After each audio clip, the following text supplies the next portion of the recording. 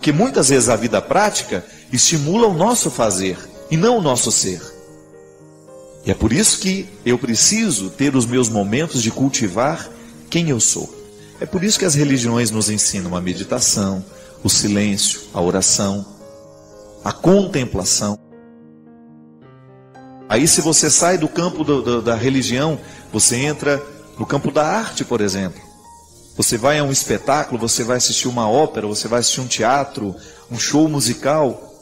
Tudo aquilo está lhe proporcionando um esquecimento do que você faz e uma recordação daquilo que você é. A boa música nos faz mergulhar no contexto do ser. E é por isso que a nossa maturidade humana depende dessas visitas que nós fazemos ao ser. Porque é no ser que a gente modifica o que faz. Por isso que é bom a gente ouvir pessoas que estejam comprometidas com o bem da gente. Ela não vai nos enganar.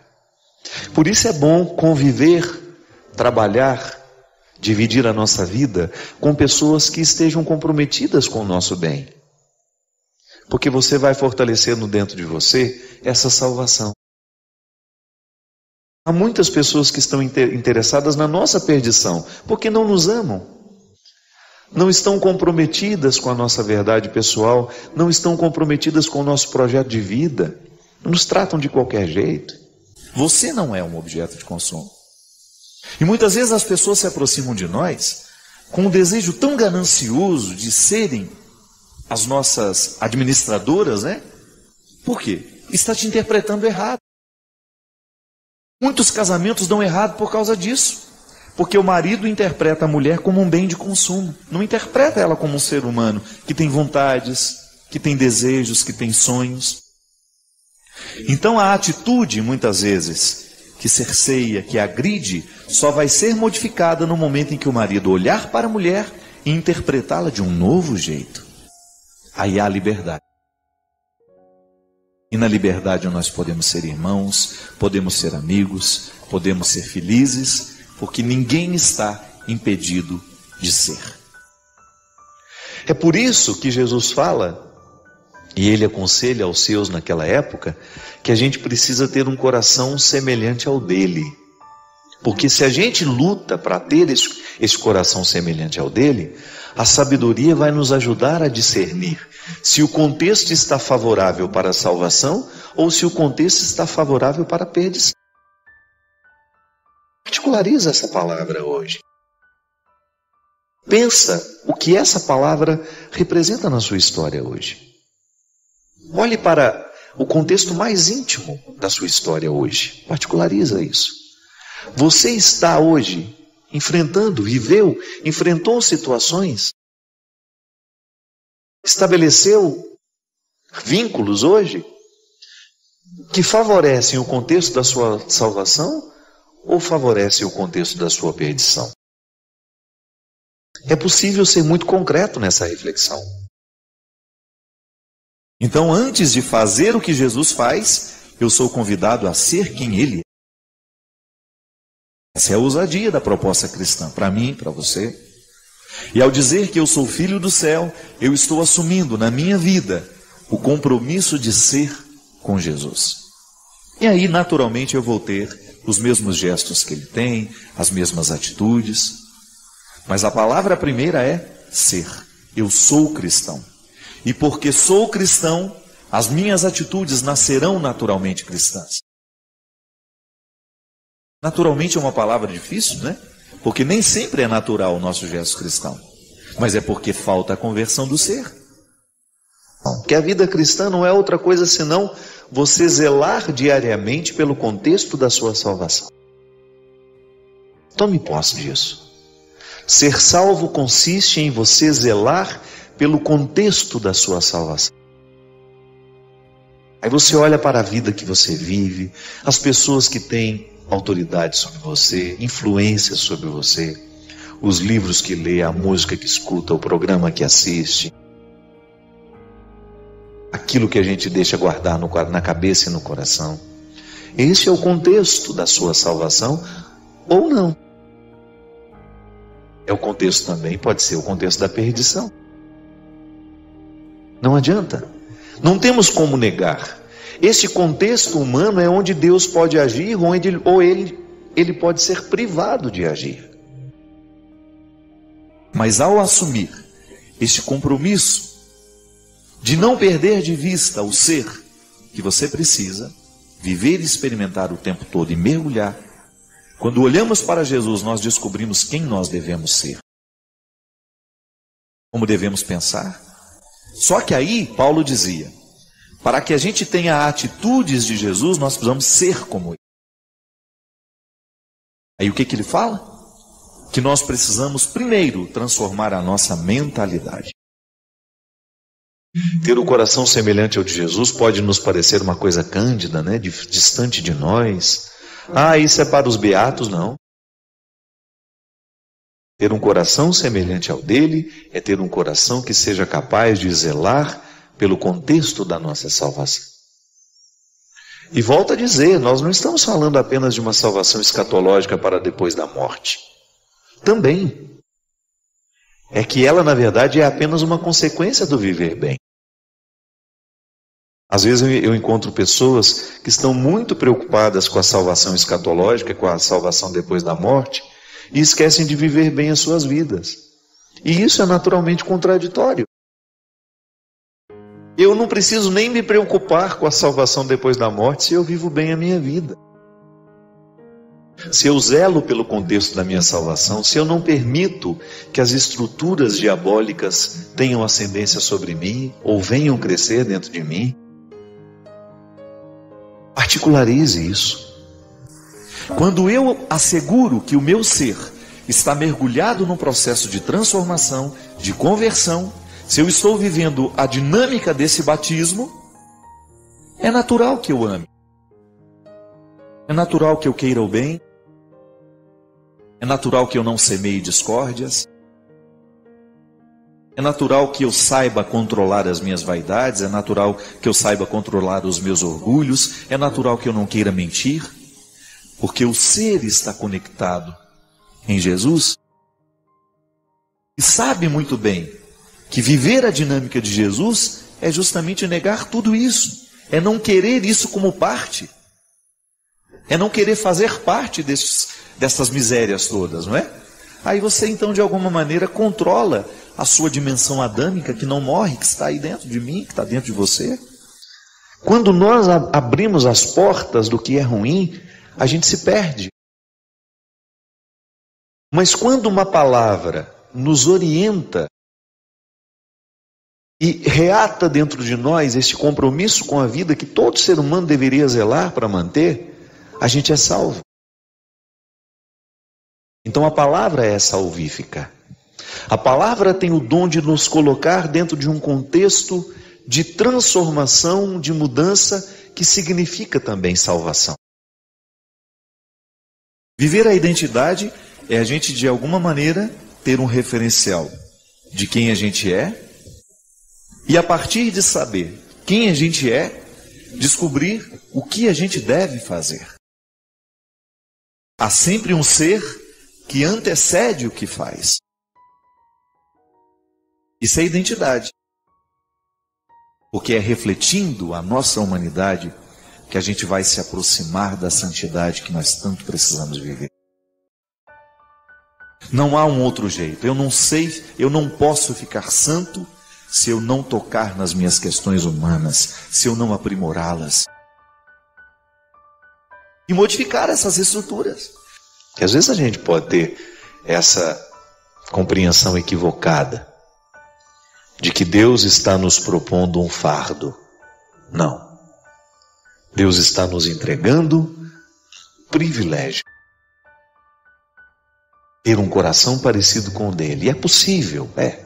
A graça atua em nós. E nós assumimos a responsabilidade de lapidar essas mazelas, de cortar esse mato que cresce, né, na personalidade da gente, que ofusca a semelhança.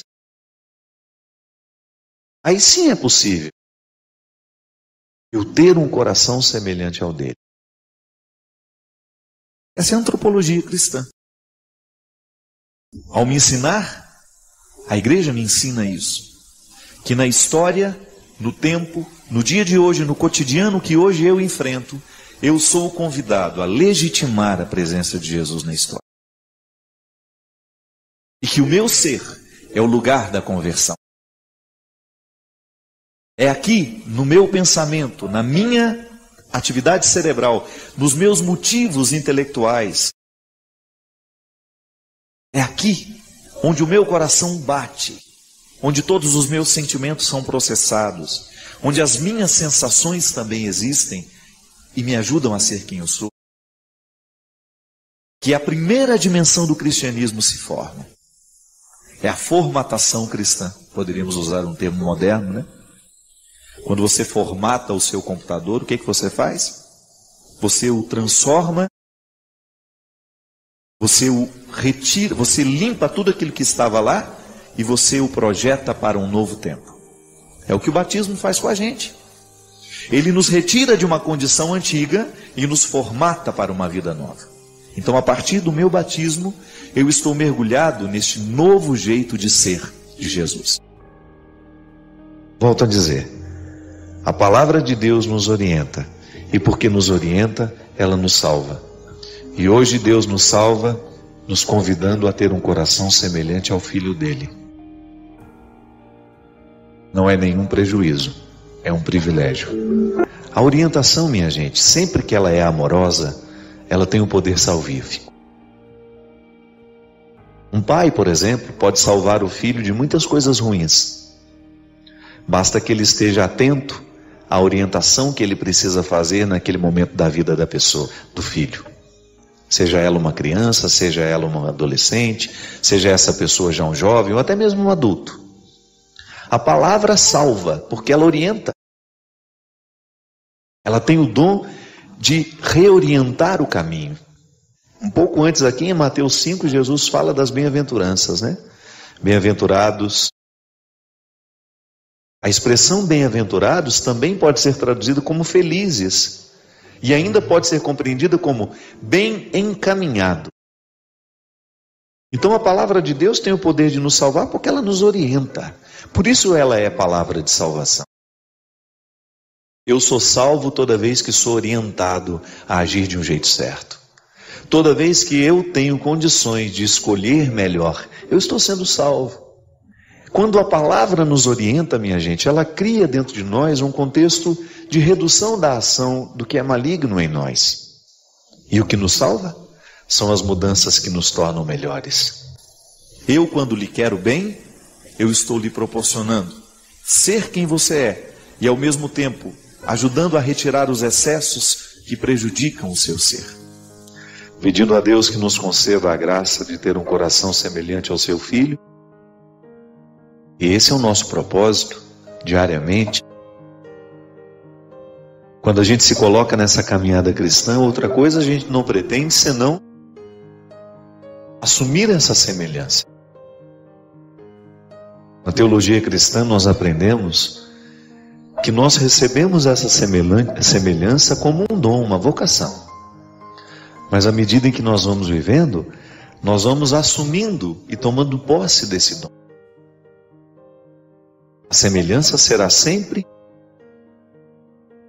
um projeto a ser vivido e experimentado no dia a dia. Hoje eu quero ser mais semelhante a Jesus. Hoje eu quero ter um coração igual ao dele.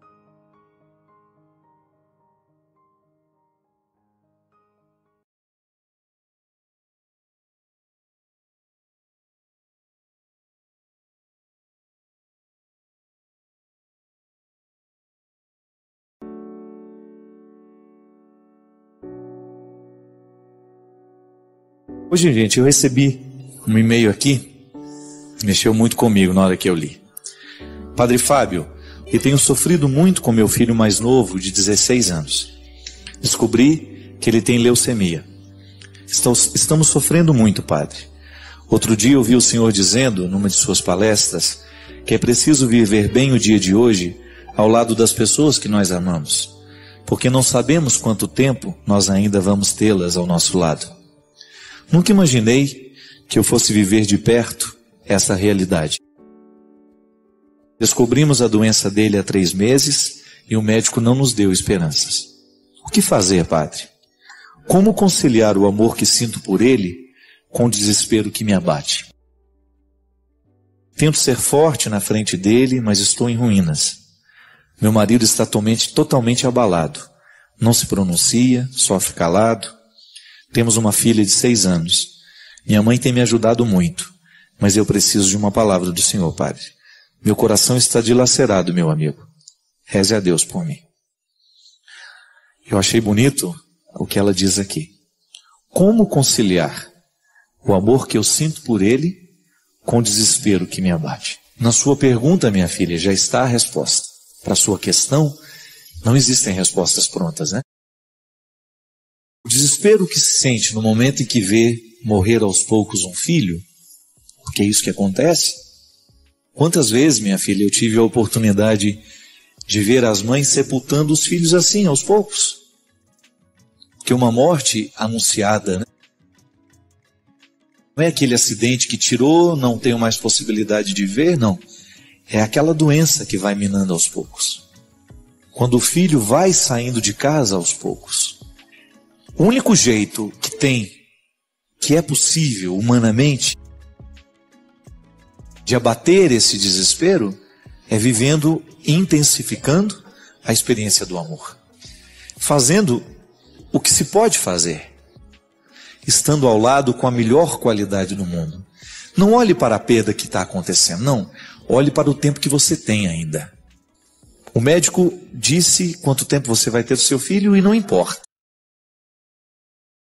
O que importa é o tempo que você vai conseguir ser mãe desse menino. A qualidade que você vai dar à sua maternidade nessa hora. Se toda mãe que perdeu o seu filho, sobretudo essas histórias que nós conhecemos aqui, através de acidentes trágicos, de mortes rápidas, se essas mulheres tivessem tido a oportunidade de saberem que elas iriam perder os filhos, elas teriam qualificado muito mais a maternidade delas. E é isso que nós podemos no momento da tragédia, minha filha. A vida cristã nos ensina a qualificar o tempo que a gente tem. Olhar para a vida que hoje é nossa, para essa dor que você tem de ver o seu filho morrer aos poucos, mas envolvê-lo de amor.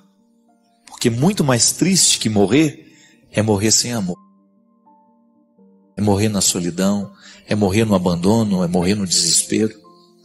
E você lutar para que este momento seja com qualidade. Você ser a mãe que você pode. Você chorar na hora que você tiver vontade, mas você nunca deixar de estar do lado do seu filho, ou você nunca perder a oportunidade de estar ao lado dele, porque você sabe que vai morrer. Porque o grande problema do desespero é que às vezes ele nos retira da possibilidade de ficar com as pessoas que estão morrendo. Pode observar?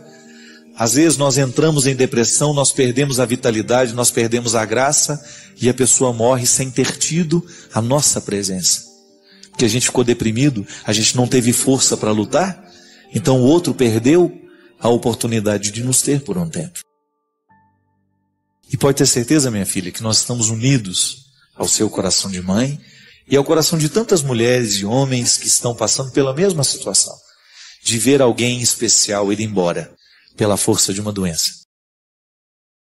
Não importa quanto tempo a gente ainda tem. O importante é a gente fazer de tudo para a gente viver bem o tempo que nos resta. Que Deus lhe abençoe. Ninguém é imundo. Por vezes estamos, mas não somos.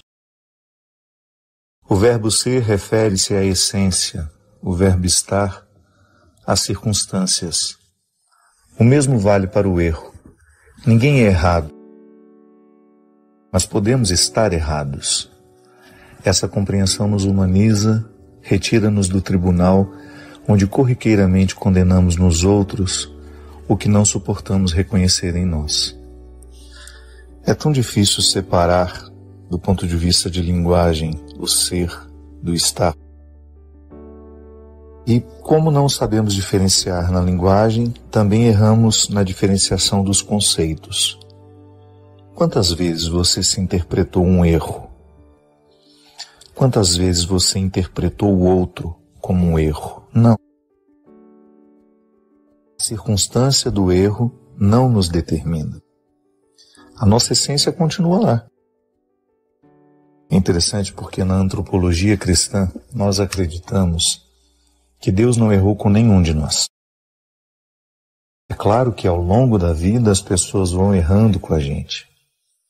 É como se a gente pudesse dizer, o alicerce é bom, mas as paredes foram mal construídas. Deus não errou no alicerce. Deus nos fez, Deus nos concedeu a essência da bondade. Mas por escolhas ou por influências nós vamos escolhendo o errado. Nós vamos escolhendo o imundo.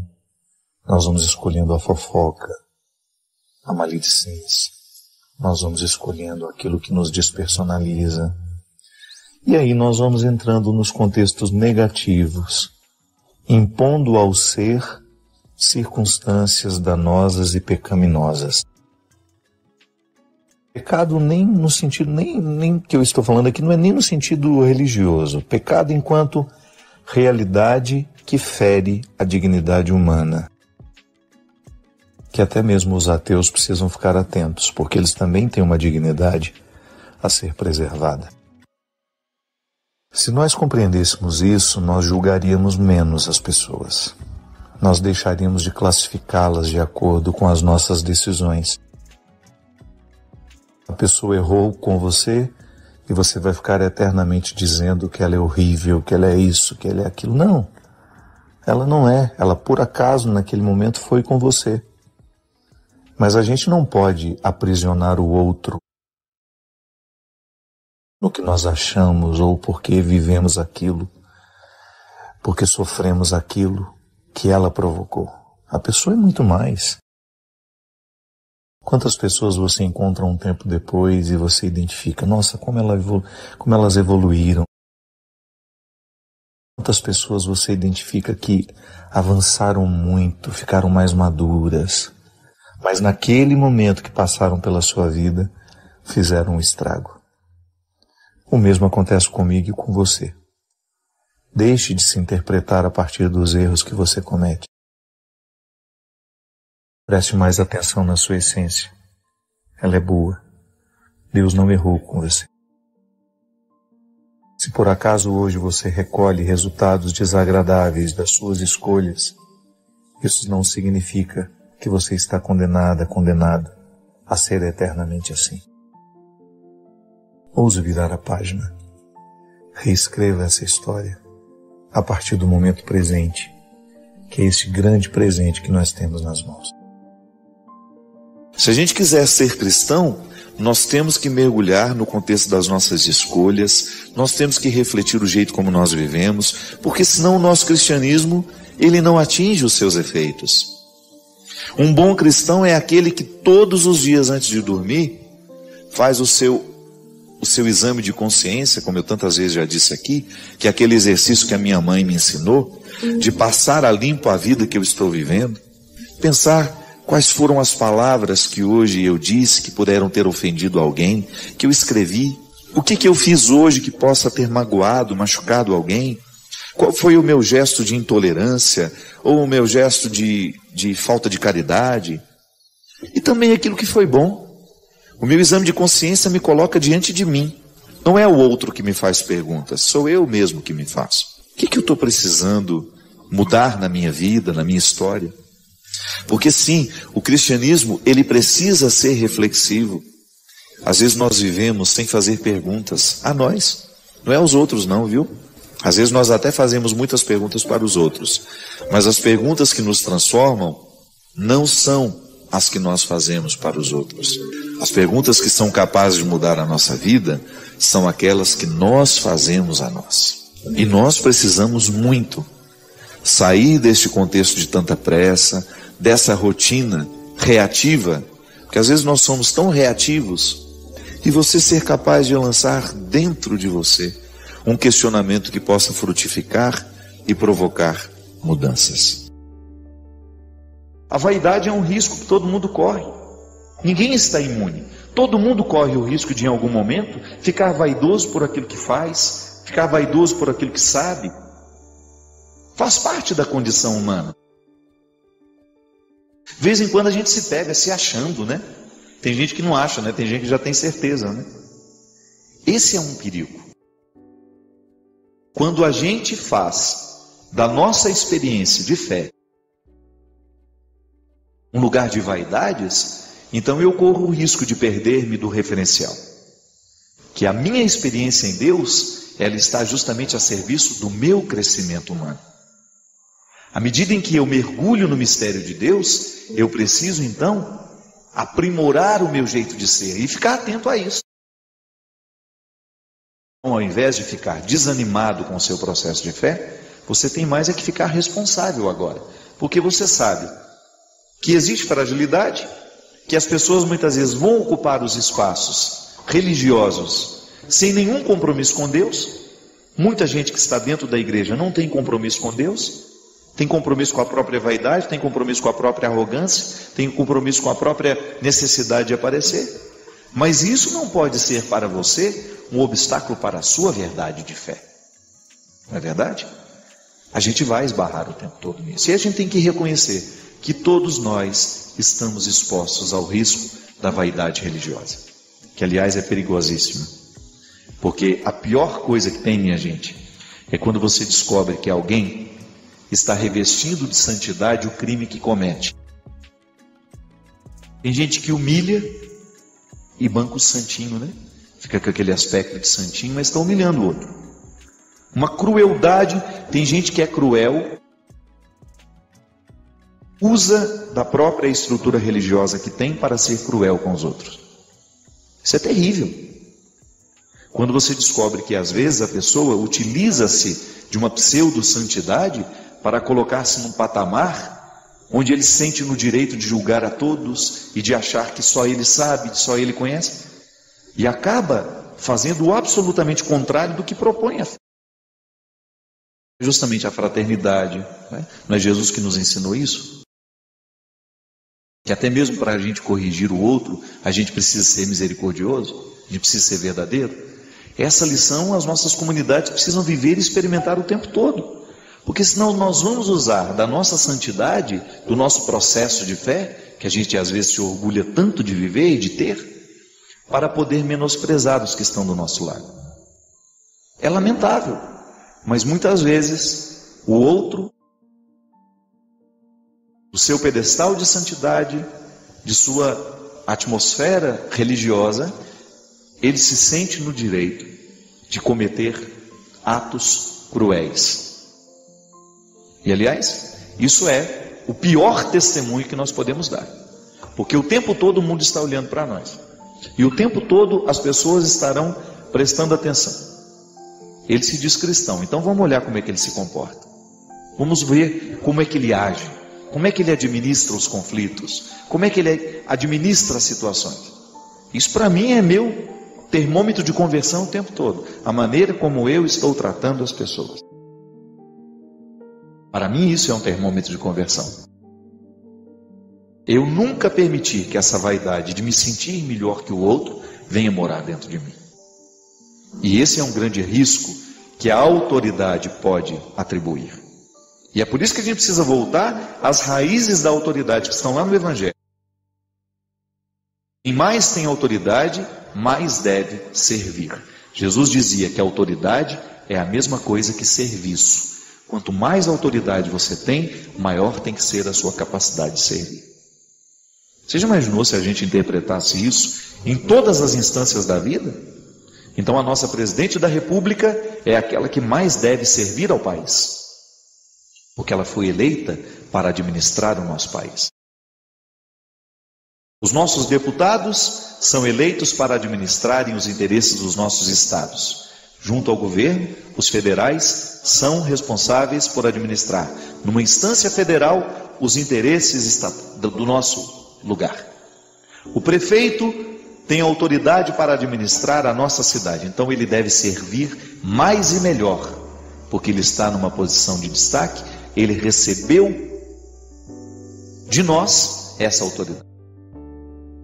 O padre, ele está diante de uma comunidade, então ele é o que mais deve servir.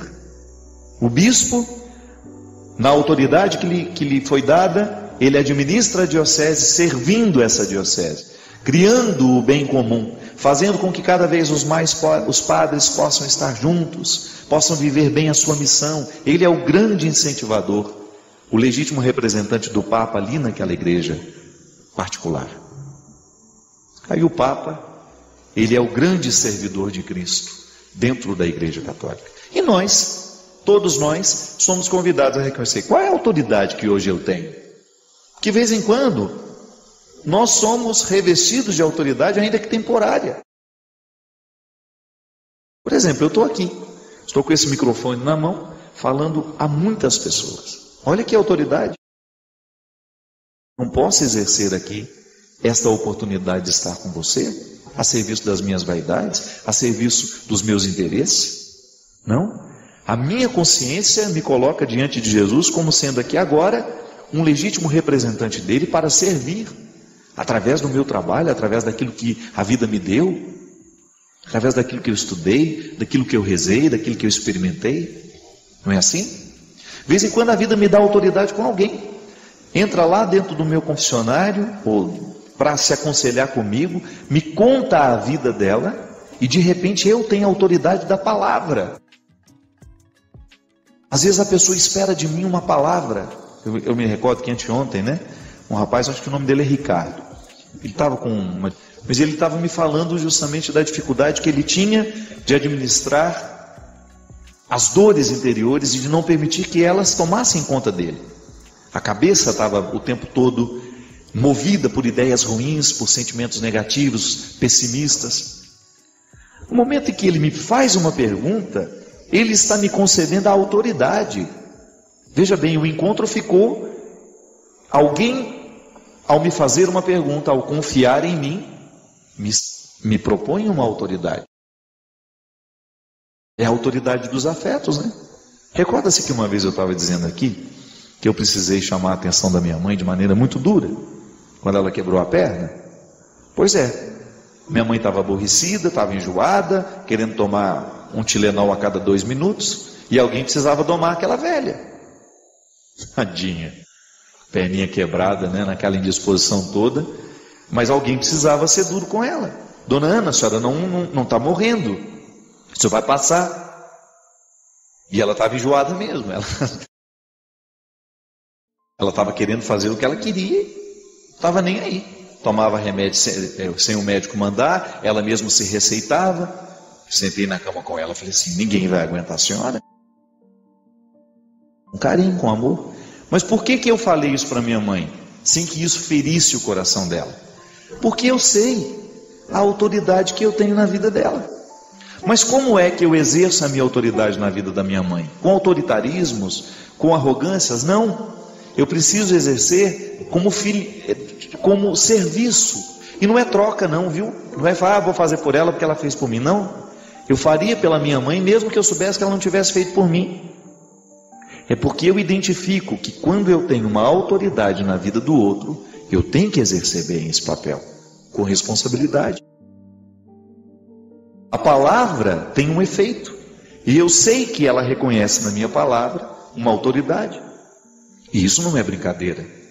É por isso que, como homem público, a gente precisa tomar muito cuidado com o que a gente fala, com o que a gente aconselha. Porque nós a gente representa na vida das pessoas muito mais do que às vezes a gente imagina. E por isso o cuidado. Na sua vida você tem diversas situações em que você fica revestido de autoridade. E aí, como é que você escolhe exercer a sua autoridade? Minha gente, o tempo todo a vida nos proporciona a experiência do encontro. E o encontro pode ser saudável ou não. Tudo vai depender da maneira como nós escolhemos nos encontrar. Hoje você encontrou muita gente, amanhã você vai encontrar outras. Tudo vai depender da maneira como você vai interpretar o outro no momento do seu encontro. Volto ao início do programa mais uma vez. Se você o interpreta como uma pessoa e tem respeito por ela, você está exercendo uma autoridade do jeito correto. E o outro também é a mesma coisa. Agora, quando nós tratamos dessa autoridade espiritual, religiosa, que muitas vezes os nossos cargos dentro das comunidades nos fornecem, nos oferecem, precisamos entender. Precisamos entender que a nossa postura tem que ser sempre amorosa, tem que ser sempre baseada no ser de Jesus. Porque o nosso serviço não serve para nada se a gente não reconhece no serviço que a gente faz um lugar onde Deus nos trabalha, onde Deus nos modifica.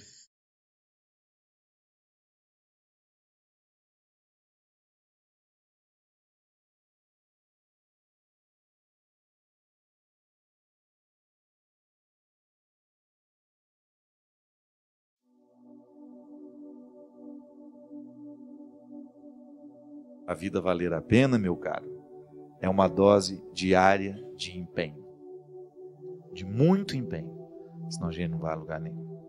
Nós vamos para um rápido intervalo e a gente volta já já com o programa Direção Espiritual. Estamos de volta com o programa Direção Espiritual. Gente, às vezes a gente sai de casa para ouvir desaforo, né? Estou aqui no intervalo, a Bia, minha assessora aqui, olha, falou: Padre Fábio, essa luz bate na cabeça do senhor está bem grisalho, né? Se eu posso um negócio desse. Ainda bem, né, que eu estou grisalho. Imagina se eu tivesse cajuzado. Aliás, eu peço isso, gente, pelo amor de Deus, não me deixe envelhecer acajuzado, aquele cabelo avermelhado que as pessoas vão pintando. E depois a gente perde o senso do ridículo com o tempo. Ai, ai, é isso. Queria partilhar esse desaforo que eu ouvi aqui. Pessoa manda na lata da gente. Fez um comentário muito pertinente. Ela estava dizendo assim: Padre Fábio, ninguém respeita o povo deste país. Mas o povo também não quer respeitar nada. O país está tomado pelo espírito do mal. E é só com muita oração que podemos vencer isso. Temos que orar muito, muito, muito. Mas as pessoas não acreditam nisso. Me sinto sozinha. Me sinto um grão de areia tentando remover uma praia inteira de volta para o mar. É bem assim mesmo, Marisa. E junto com essa reza, nós precisamos colocar o esforço pela... Quando você fala que nós precisamos quebrar as cadeias do mal, precisamos mesmo. Eu fico horrorizado de ver como muitas vezes o mal vai minando as boas intenções. Nós precisamos ficar muito atentos, porque o benefício que essa Operação Lava Jato pode trazer ao país, em vir à tona, né, tudo o que estava errado. Eu conheço pessoas de bem que estavam de alguma forma muito próximas do mal que era feito, em anos e anos de uma administração em que os nossos governantes aliciavam os que lhes prestavam serviço, e uma relação odiosa que durou anos e anos e anos e que finalmente veio à tona. É a oportunidade que a gente tem de começar as empresas trabalharem dentro de padrões honestos, licitações que sejam honestas, dentro de uma lisura ética, moral. É a oportunidade que nós temos de ver os corruptos irem para a cadeia. Aliás, enquanto estavam indo somente os empreiteiros, eu fiquei desconfiado da operação. Eu quero ver na hora que os políticos, aqueles que de alguma forma criaram todo o contexto da corrupção. Porque é assim. Gente, o que nós estamos vendo, o estado do Rio de Janeiro quebrado, é assustador. É assustador o caos social que hoje o estado do Rio de Janeiro vive. E a gente sabe por quê. A corrupção foi tão profunda. Os nossos alibabás, né? Porque eles foram com tanta sede ao pote que eles perderam o referencial. Eles roubaram tanto que se eles vivessem 1 milhão de anos, eles não teriam tempo para gastar o dinheiro que roubaram. E agora a saúde pública está lá. O caos, os funcionários públicos sem receber. A nossa polícia tão mal remunerada. Em alguns estados é uma vergonha o que ganha um policial. E os professores, pior ainda. Essa gente que teria fomentar a transformação. Gente, o desrespeito pelos nossos professores neste país é uma coisa que me envergonha. Você vai para o interior do Nordeste, onde aquelas cidades pequenas, de uma pobreza extrema, os professores mal remunerados. É triste você ver onde a transformação pode acontecer sendo tratada com tanto descaso. As oligarquias políticas, esses nomes famosos que nós... As manutenções de poderes que nunca terminam. É o pai que passa para o filho, é o filho que passa para o filho, e do filho que vai... Aquela família que manda naquele estado, que manda naquele... E nós, muitas vezes, sem ter condições de fazer a mudança, porque nós também estamos colaborando em pequenas medidas com atitudes corruptas, com situações que também depõem contra aquilo que nós esperamos do país. Então é isso mesmo, Marisa.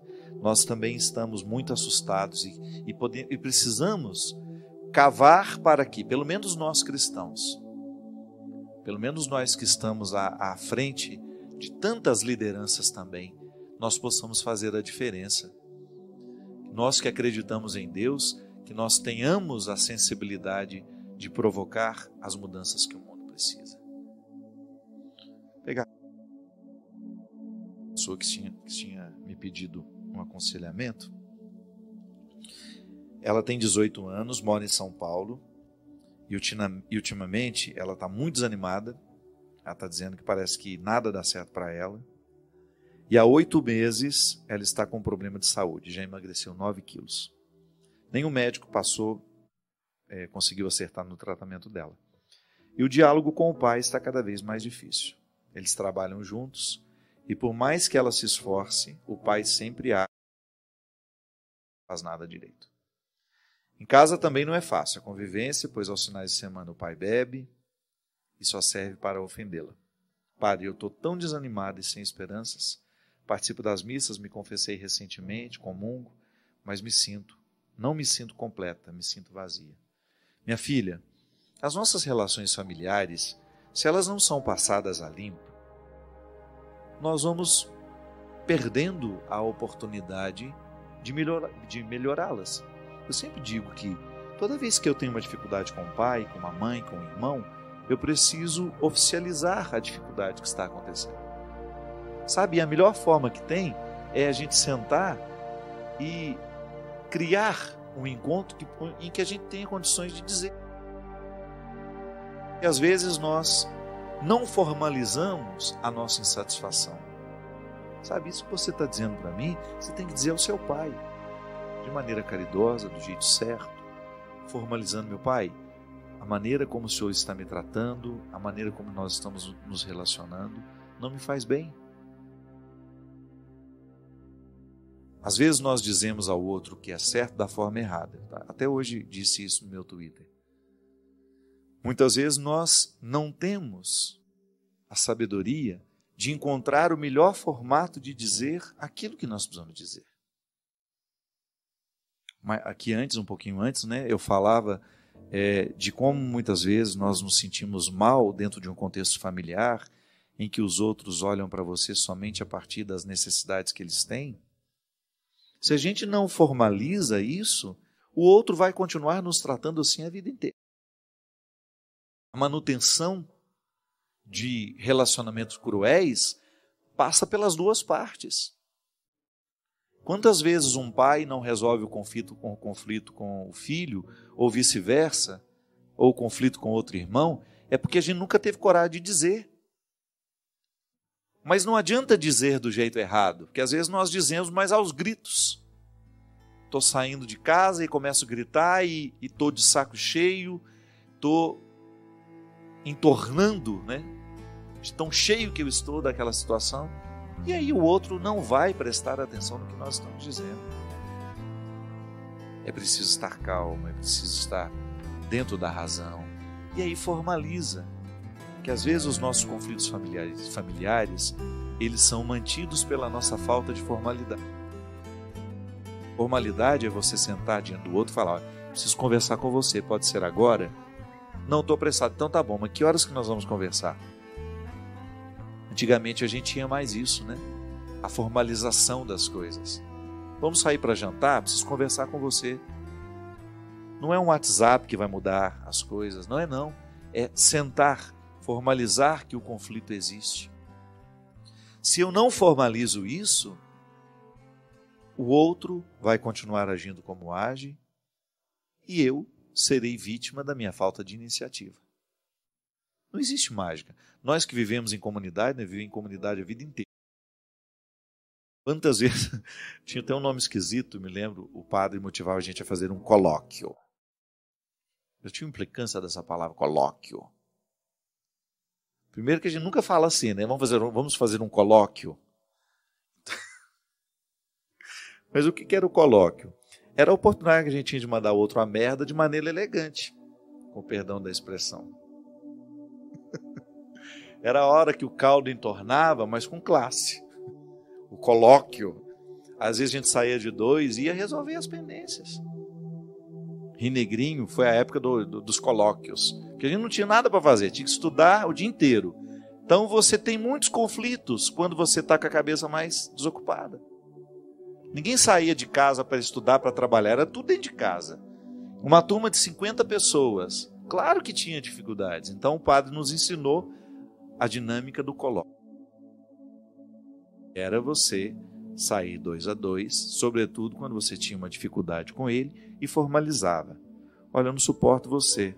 E o outro escutava com educação. Por que você não me suporta? Porque você é insuportável. Aí, no final de tudo, a gente já estava encontrando caminhos, porque a gente não podia se matar. Dentro do seminário, a regra era, para nós, e isso era muito bom, que nós deveríamos viver como irmãos. E o padre era muito sábio em dizer, você não precisa ser amigo de todo mundo, mas você precisa ser irmão de todo mundo. É diferente. Você não precisa ter intimidade com todos e nem facilidade com todos, porque nós não somos iguais. Seria uma hipocrisia dizer que nós vamos nos amar todos da mesma forma. Não é não. Quando você reúne um grupo, naturalmente ali você cria as afinidades. As afinidades vão surgir naturalmente. Eu posso me dar melhor com o Cristo, eu posso me dar um pouco com mais dificuldade com o irmão dele e posso não suportar o primo dele. Agora, à medida em que eu identifico que eu tenho dificuldade com aquele, eu preciso pelo menos encontrar um meio termo para que a nossa fraternidade não seja fragilizada. Essa é uma regra do reino de Deus. Eu não preciso ter convivência. Eu não preciso ser íntimo de todo mundo. E, aliás, o outro deveria até perceber, né? Quando você não abre muita guarda, é porque você não está querendo ser íntimo. Para de forçar a barra. Não tem que forçar a barra da intimidade. A intimidade a gente oferece a quem a gente sente à vontade. E não é obrigado a ser íntimo dos outros. Você não é obrigado a ser íntimo de todos. Você tem o direito, sim, de manter a sua guarda. Igual Santa Teresa dizia, né? Baixar a porta do castelo para quem você quer que entre e subir a porta do castelo para quem você tem respeito, mas não quer que participe.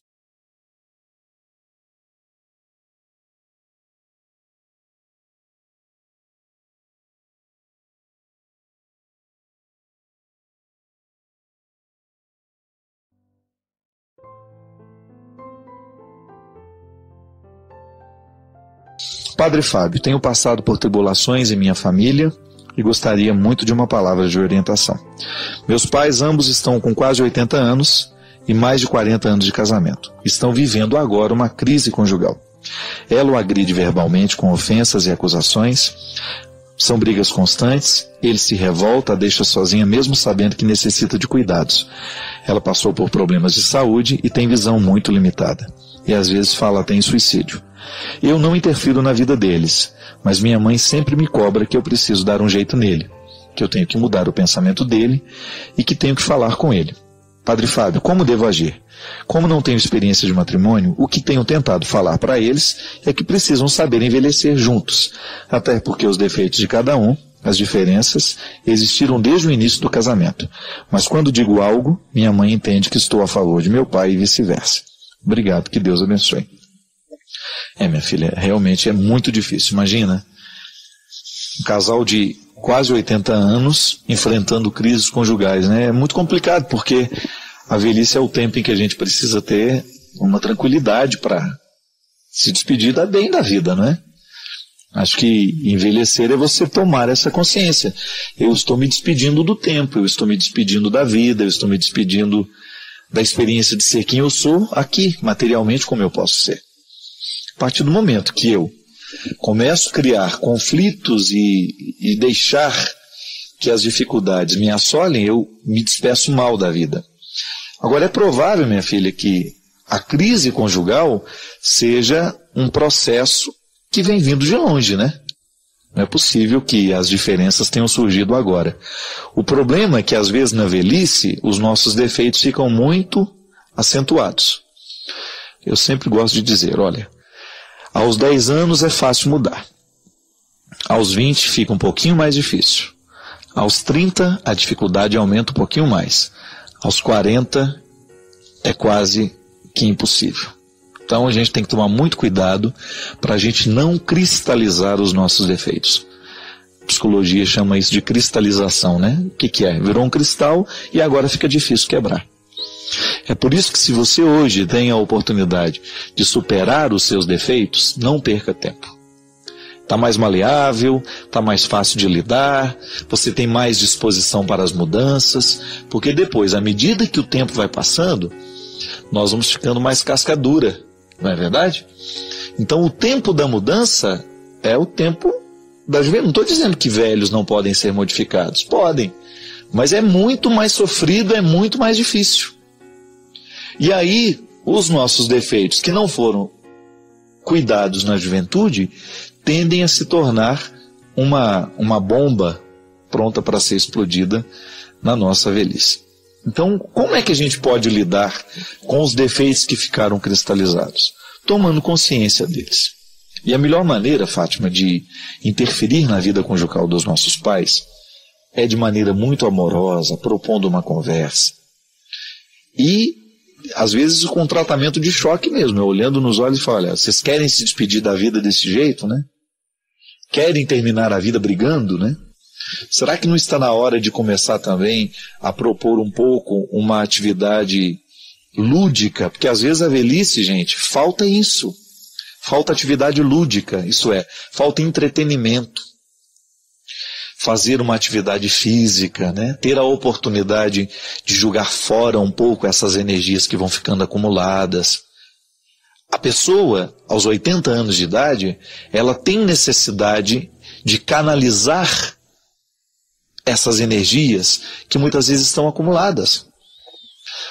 Eu me recordo, hoje a gente quase não tem mais, né? Mas lá em Formiga, onde eu nasci, né? Eu me lembro que lá tinha o Clube de Mães. O que era o Clube de Mães? Um centro onde lá eles recolhiam tecidos velhos, retalhos que vinham de fábricas. E lá as mulheres passavam, às vezes, 2, 3 horas da tarde, né? Eu me lembro que minha mãe participava do Clube de Mães. Elas ali aprendiam bordado, elas se ocupavam de trabalhos artesanais. E lá elas tinham a oportunidade de fazerem um pouco a purificação, né? Jogar fora, porque o trabalho manual, ele faz muito bem para a nossa cabeça. E é por isso que envelhece melhor aquele que tem um hábito, aquele que sabe fazer um tricô, que ocupa o coração e a cabeça, que não fica com espaço vago, né? Por isso que palavras cruzadas fazem muito bem para as pessoas mais idosas, porque elas vão ocupar o tempo que está brigando, não, está lá fazendo a palavrinha cruzada de vez em quando, né? Ocupar os nossos pais, começar a oferecer para eles algumas atividades que são próprias deste tempo da vida, não é verdade? Então veja, Fátima, o que você pode fazer com seus pais para aliviar um pouquinho essa tensão? Que é provável que eles estejam vivendo esse processo de tensão que seja fruto de um jeito de ser, de uma estrutura familiar, de um cotidiano, de uma rotina. Às vezes a gente muda o nosso jeito de ser, a gente muda a nossa disposição afetiva para a vida se a gente muda um pouquinho a nossa rotina. Mudar a rotina para melhor. Incluir na rotina alguma coisa que alivie o peso da vida. porque nós ficamos muitas vezes pesados demais, nós temos uma rotina muito enfadonha, e a rotina não precisa ser ruim não, viu? A rotina pode ser positiva desde que exista um espaço de criatividade na estrutura dessa rotina. E muitas vezes falta para os nossos velhos, para as pessoas mais idosas dentro da nossa casa, um pouco de felicidade na rotina.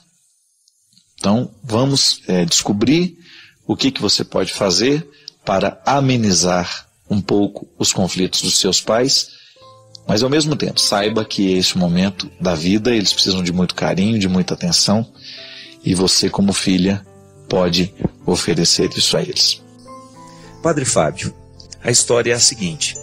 Uma senhora havia chegado para o senhor numa confissão e tinha dito que um padre havia dito para ela que o inferno era o lugar dela, porque ela estava morando com um homem que havia sido casado. O senhor a consolou e disse que a misericórdia de Deus é grande, e se ela havia cuidado há 20 anos com o amor desse homem e de seu filho, Jesus teria misericórdia deles. Padre, eu fiquei muito incomodada com sua resposta, pois no Evangelho Jesus diz que quem olhar com desejo para um homem que não seja o próprio marido, já cometeu adultério em seu coração. Então, Padre Fábio, precisamos acolher e obedecer a Jesus aprendendo com ele a não sair de sua vontade, certo? Por isso fiquei preocupada, pois sei que o senhor é um padre que sabe falar coisas tão lindas. Mas e o que Jesus diz no Evangelho? Ele mesmo não vai nos dizer que o que ama, quem ama, vai obedecer suas palavras? Por favor, padre, eu não quero julgar. Deus me livre de tal pecado, porque sei que sou também pecadora. E tenho muitas dúvidas, mas também não quero ser omissa, pois não compreendi a sua resposta para essa senhora. Grande abraço e que Jesus lhe proteja. Bom, minha filha, não é nenhum problema você ter essa dúvida, mesmo porque eu vou lhe garantir uma coisa já de início. Dá muito mais trabalho compreender a misericórdia do que compreender a condenação. A condenação, minha gente, é um dos discursos mais simples que nós podemos fazer na vida. Jesus falou de, olha, com desejo, peca, torna-se adúltero, disse. Mas você não pode negar que o contexto dessa palavra precisa ser analisado. Nós não podemos pegar uma palavra bíblica e separá-la das outras. Você não tem o direito de pegar uma passagem em que Jesus diz alguma coisa sem considerar o todo. Dentro da Sagrada Escritura, a gente chama isso de hermenêutica, que é a ciência da interpretação. Nós não podemos interpretar o texto fora do contexto. Essa é uma regra bíblica. Porque senão, a Sagrada Escritura, ela justifica assassinatos hediondos, uma coisa horrorosa. A Bíblia ela é cheia de histórias terríveis. Agora, a palavra de Jesus só pode ser analisada no contexto da vida dele. E aí eu lhe pergunto, a quem Jesus condenou? O que Jesus condenou ao longo da sua vida? Por isso, minha filha, você disse muito bem. Você disse aqui, padre, o senhor disse que Jesus teria misericórdia deles. Claro, e foi só o que eu disse. Eu não posso dizer mais do que isso, porque eu também estaria fazendo julgamento. E eu não tenho direito de julgar. Agora, uma certeza eu tenho. Deus nos ama. E entre a nossa morte e a eternidade, existe um abismo imenso de misericórdia. Não sou eu que estou inventando isso não, minha filha. É Jesus. É desconcertante as preferências de Jesus? Elas são desconcertantes? São desconcertantes pensar nas escolhas que Jesus fez? É desconcertante. Só que nós não podemos mudar isso. Jesus preferiu os piores. E no momento em que ele prefere os piores, ele nos ensina então o contexto da misericórdia, que é o que há de mais forte em Jesus. Veja bem que na cruz, Jesus ainda salva alguém. O ladrão que estava ali do lado. Em nenhum momento você vê Jesus condenando ou trazendo o inferno para a vida das pessoas, não. E mesmo porque no contexto daquela história que eu contei, minha filha, o contexto é mais do que o texto. É muito simples você fazer o julgamento. Aquela mulher, ela é solteira, mas ela estava vivendo há 20 anos com um homem casado, certo? Esse é o texto. Mas você precisa saber o contexto daquela união. O que nos condena, o que nos salva, não é só o texto.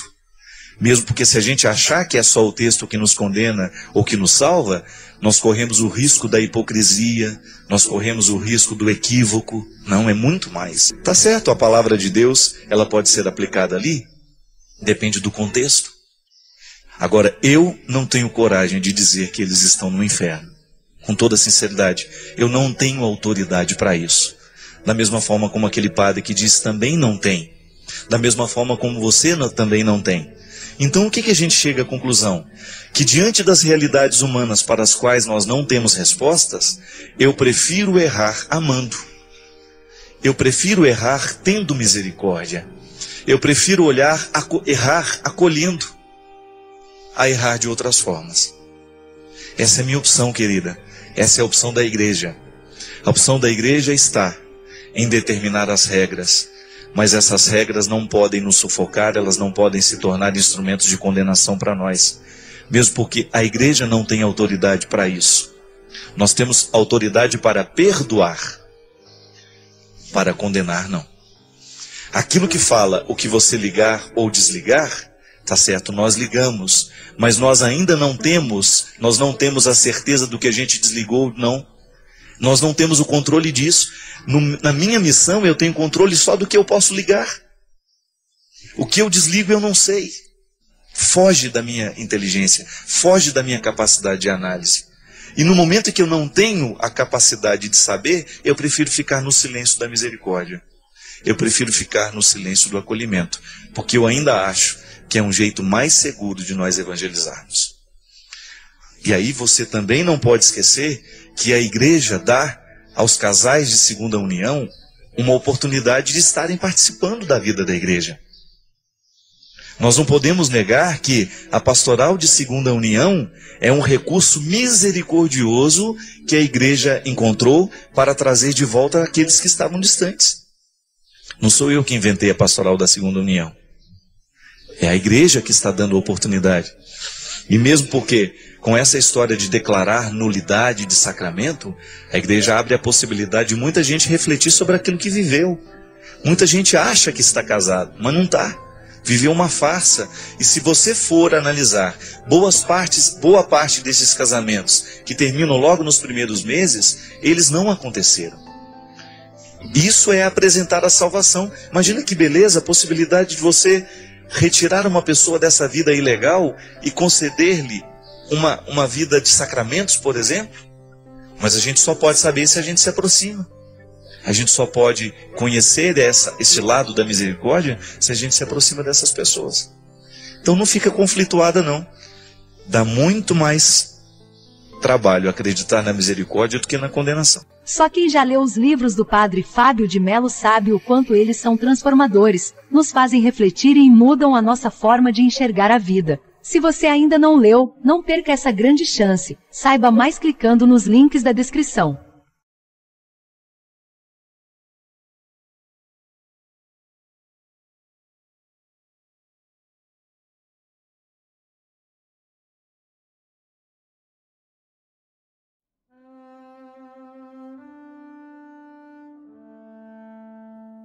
Às vezes eu quero muito, mas não estou sendo livre, porque o meu querer está amarrado.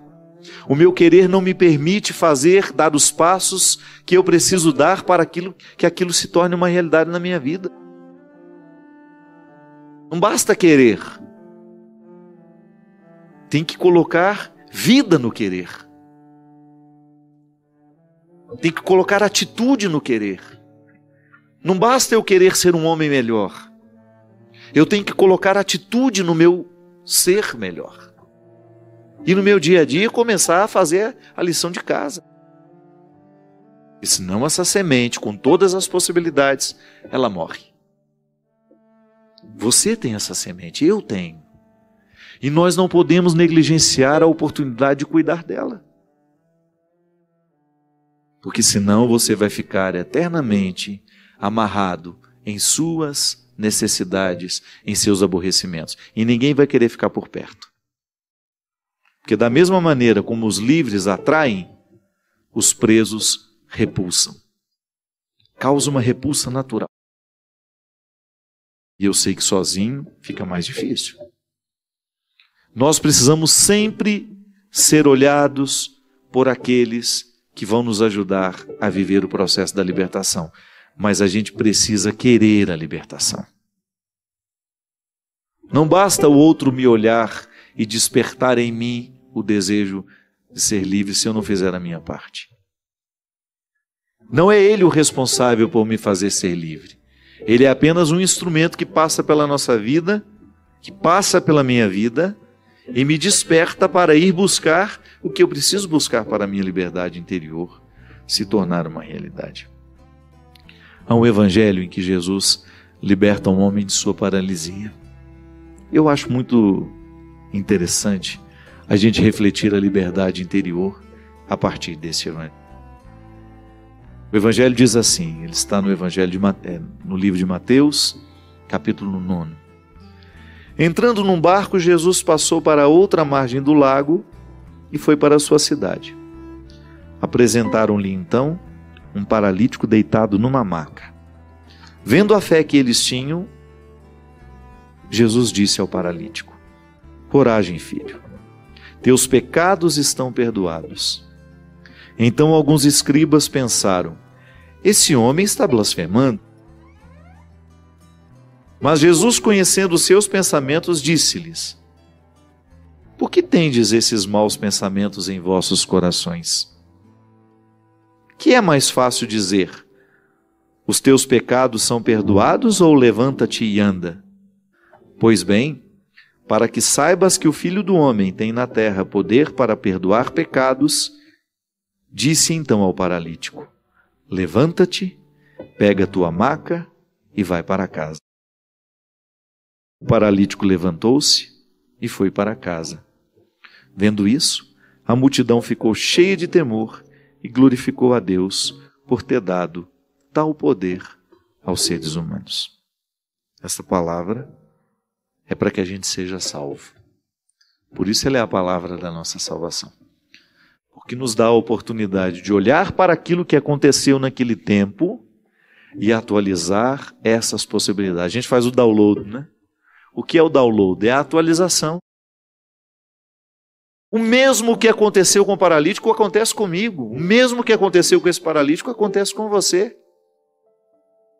Esse movimento de mobilizar, desculpe-me, se é movimento já mobiliza, né? Esse movimento de atualizar em nós as nossas possibilidades, essa mobilidade que Jesus vai provocando em nós para que os nossos pecados, os nossos erros não nos paralisem. As nossas comodidades, minha gente. Como é perigoso a gente ficar num estado de comodidade. Quando a vida fica cômoda, ali a gente pode começar a morrer. Porque o que nos mantém vivos é o desafio. Por isso nós estamos enfrentando agora um período de crise. Estava conversando isso lá em casa hoje.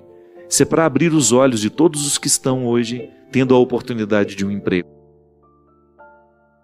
Para ser o melhor que pode. Essa crise vai mexer muito naqueles que estavam acomodados, naqueles que estavam trabalhando de qualquer jeito, naqueles que estavam nivelados por baixo e satisfeitos com o que estavam recebendo. Hoje não. Toda vez que nós estamos acomodados, nós iniciamos um processo de morte interior que a gente só sente um tempo depois. Quando a gente já está quase sepultado. Às vezes a depressão, a angústia é fruto disso. Já é um primeiro sintoma da morte que se antecipa em nós. Jesus nos mobiliza, da mesma maneira como mobilizou este homem. A não permitir que nada, absolutamente nada, nos paralise na busca desta liberdade. Eu preciso ir buscar o homem que posso ser. Este homem não vai chover na minha cabeça. Eu preciso ir buscar o que eu posso ser. Eu preciso me antecipar para buscar cada vez mais as minhas possibilidades e exercê-las. Para não morrer apenas com aquilo que já alcancei de mim. Eu sei que dá trabalho isso. E pode parecer muito confortável a gente viver com aquilo que a gente já achou de nós. Eu costumo dizer que às vezes nós ficamos acomodados, tão acomodados, que a gente se acessa mesmo pelas mesmas portas, sempre. Há uma porta principal por onde você se acessa e você nunca se deu o trabalho de procurar algumas laterais. E de repente a vida se encarrega de te fazer ficar com a porta principal fechada. E você tem que buscar encontrar outra porta para poder chegar. Às vezes nós ficamos paralisados diante dos nossos problemas. Não damos um passo. Anos e anos e anos na lamúria, reclamando, mas não fizemos nada para a solução daqueles problemas. Anos e anos viciados, sentindo as consequências do vício na nossa vida, mas não demos um passo na direção da superação desse vício. Não adianta rezar e pedir a Deus. Deus não vai fazer a nossa parte. A libertação, ela só é possível quando esse desejo de Deus, que é sempre que o ser humano seja livre, livre do pecado, livre das suas mazelas, livre das suas injustiças, livre de todas as tendências ao mal. Quando este desejo de Deus encontra-se com vontades humanas, aí sim. Aí sim o processo da libertação se torna real em nós. Da mesma forma como esse paralítico encontrou o caminho de sua casa, reencontrou a força de suas pernas, o mesmo pode acontecer conosco. Todas essas possibilidades que você tem no coração e que às vezes você não consegue chegar até elas, porque já se acostumou a não chegar a elas, porque já se acostumou em não conseguir caminhar na direção delas. Essa paralisia pode terminar. E a gente pode começar um ano com muito mais disposição, permitindo que essa convicção de fé perpasse a estrutura da nossa vida e modifique radicalmente a estrutura da nossa vida. É possível. É possível sim, eu vejo o tempo todo o Evangelho dar certo. Eu vejo o tempo todo pessoas sendo transformadas pelo Evangelho, de maneira profunda, radical. Não aquela conversão superficial, não. Eu estou falando de mudanças profundas, de pessoas que te arrancaram as cascas que até então estavam cobrindo as suas possibilidades. Eu vi muita gente desagradável tornar-se interessante.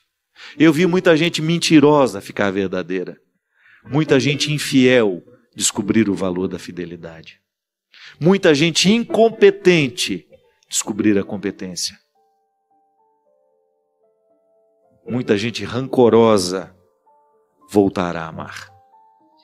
Se aconteceu com tanta gente, por que não pode acontecer com a gente? Se Jesus quebrou a paralisia na vida de tantas pessoas, por que não pode quebrar na nossa também? Se fez a tantos livres, por que não pode nos fazer também? Essa liberdade que você já tem aí dentro do coração, a partir do momento que você usá-la, você vai ver, ninguém te segura. Você vai alcançar muito mais do que você já alcançou. Você chegará a territórios do seu coração que você nem imaginava que existiam. Você agarrará essa possibilidade e você viverá com muita verdade, com muita determinação, o mesmo destino da semente, de tornar-se uma árvore frondosa, frutuosa, que tem muito a oferecer àqueles que passarem por ela.